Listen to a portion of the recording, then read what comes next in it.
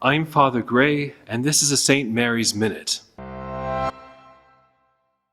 This coming Sunday is the first Sunday of Advent for us. Now is a great time to think about what are those practices we're going to do during Advent to make this special. During Lent, we have the habit of giving up things. Okay. Advent has kind of a different feel to it. This is a time that is very good to pray together as a family. That is very good to actually take seriously those things of our faith like we normally do. Okay, great, cool. But all these things require, actually having a plan. When we have a plan, like with anything, like, for example, exercise. If we have a plan with our diet, then we have at least something we can aim towards. So it is also with the spiritual life. Advent is a great time to, having a plan, do something about it. So, what are those things that we can do?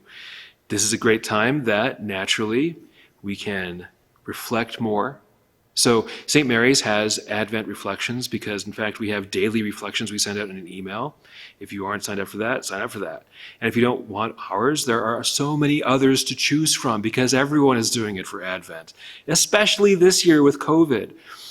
Okay, so there are plenty of ways to get kind of that directed feel of what we should be thinking about today. Great. Then there are those kinds of things which are changing what we listen to on the radio during Advent is totally reasonable. I mean, this is the time when you can't escape the holiday shenanigans going on all over the place. Well, let's not celebrate Christmas just yet. How about we give Advent its due? Okay. Then how about also these things which are like those decorations of our house which are not yet Christmas but turn into later? Hey, so in a little while we're going to be in Christmas, so why not actually use this time not to decorate for Christmas yet, but to get our Advent thing going? Last time I talked about Advent wreath, candles, those kinds of things. But there are also so many other things too, like, getting the idea that we should actually have a creche in our house somehow. And that doesn't need to be really terribly difficult to do. Honestly, you can do it on paper, cut it out, crayons. It can be cute.